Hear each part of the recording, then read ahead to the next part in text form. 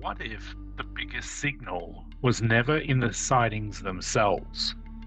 What if it was in the files? Not one file, not one country, not one dramatic release, but the pattern that appears when you lay the archives side by side. America, Britain, France, Australia, Brazil, New Zealand, different governments, different eras, different languages, and yet when they look up at the unknown, they keep preserving the same kinds of moments. Welcome back to UFO to UAP, the Disclosure Report. I'm your host, Matt Tones, and today's episode is titled When States Can't Classify the Sky, the Hidden Pattern Inside Global UFO File Releases. Please remember to subscribe and share our podcast. It really comes down to you guys to really help us grow and continue to make this podcast better. Today's episode steps back from one case, one country, or one headline. Instead, we're looking at the official UFO and UAP file releases from around the world, not as isolated mysteries, but as one large intelligence puzzle. Because once you put the archives side by side, the CIA and FBI releases in the United States, the Ministry of Defense files in the United Kingdom, GEIPAN in France, the RAAF archive in Australia, the New Zealand Defence Force releases, and Brazil's official releases around major radar events, a pattern begins to emerge. And it's not the pattern most of the UAP community talks about. The first major finding is this: government UFO file releases are not themselves evidence of UFO waves. Most release waves are driven by freedom of information laws, archive policy, audits, declassification cycles, and institutional transparency decisions, not by a sudden surge in the underlying phenomenon. The UK's biggest public release came in tranches from 2008 to 2013 because of archival and freedom of information processes. France's modern public archive expanded after a 2005 audit and the 2007 public-facing reorganization of GEIPAN. New Zealand's 2010 release bundled decades of earlier correspondence into public access. In other words, the files often become visible to the public in one burst, even though the sightings themselves happened across many different years. That matters because the UAP community often blends together release timing and incident timing. Those are not the same thing. A file dump in 2010 does not mean 2010 was a peak UFO year. It may simply mean that a state archive, a defense ministry, or a national records office decided it was time to open a backlog. The New Zealand Defence Force explicitly says its 2010 release consisted of 15 volumes of accumulated correspondence dating from 1952 through to 2009. The UK's final UFO tranche likewise reflected the closure of the MOD UFO desk and the release of its backlog, not a fresh operational discovery. So if we want the real pattern, we have to stop asking, when were the files released? And instead ask, when were governments most forced to take anomalous aerial reports seriously? This is where things become interesting. Across the archives, two big time windows stand out. The first in the late 1940s through to the 1950s. CIA material says that declassified UFO documents date primarily from that era. Australia's stronger military archive cases also show up there, including pilot and radar material from 1954. This was the early Cold War, the period when states were rapidly expanding radar networks, air defense thinking, and anxiety around unknown objects in national airspace. The second big window is the late 1970s through to the 1980s.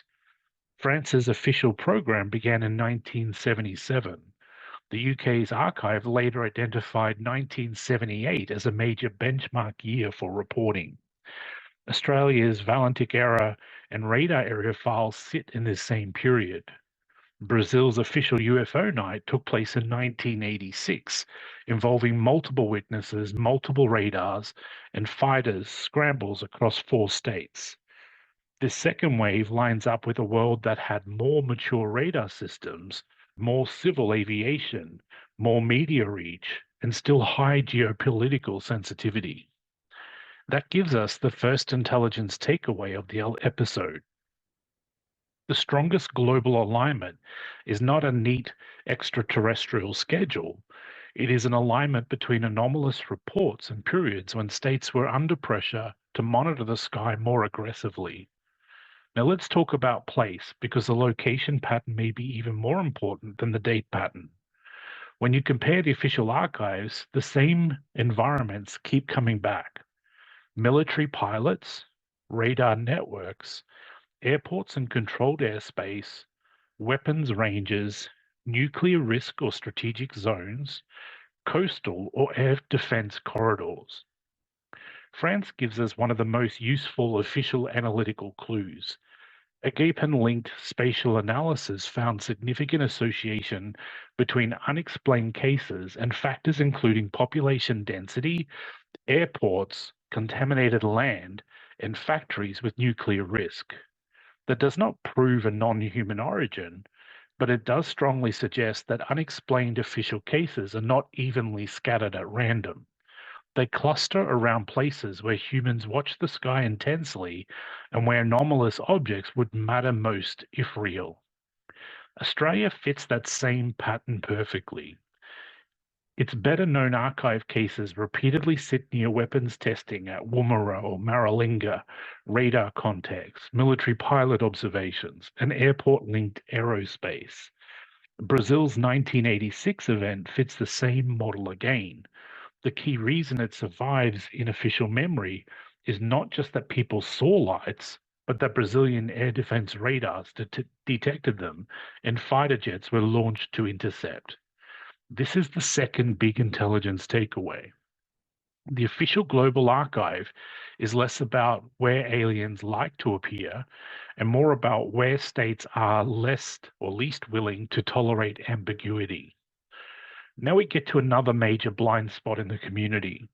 There are actually 2 different kinds of UFO peaks in the official record. The first is an operational peak. That means radar returns, military witnesses, scrambles, defense messages, or sightings near sensitive facilities. Brazil's 1986 case is the clearest public example of that kind of peak. Some Australian files fall into the same class, particularly where radar or defense infrastructure is involved. The second is a social reporting peak. That means public sightings surge is driven partly by culture, media, mass attention, or misidentification. The UK files are especially honest about this. The National Archives say the MOD's UFO reports trebled in its final year, but it also notes that the surge was partially or partly linked to Chinese lanterns, and that 2009 was the highest number of reports since 1978, the year Close Encounters of the Third Kind was released. That is a remarkable admission because it means official files themselves show how media and popular culture can amplify the reporting environment. That means not every wave is the same thing. Some waves are about state detection stress. Some waves are about mass social attention. And many public discussions collapse the two together, which creates a false sense of global synchronization. Now let's address the central question directly. Is it random, or do they show up at specific times? The cleanest answer is this: not random, but not neatly scheduled either. What the official records suggest is that anomalous reports become most visible when 3 conditions overlap. The first, geopolitical or strategic sensitivity. The second, stronger observation systems like radar, air defense networks, or defense aviation infrastructure. And the third, a social environment that increases the number of people reporting what they think they saw. That is why the archive piled up during the Cold War around weapons programs, in radar zones, near airports, and during eras of intensified media attention. So the deepest global intelligence signal may be this. Official UFO files do not mainly show us when they arrive, they show us when governments temporarily lose confidence in their ability to classify what their own systems are seeing. And once you see that, the whole archive looks different.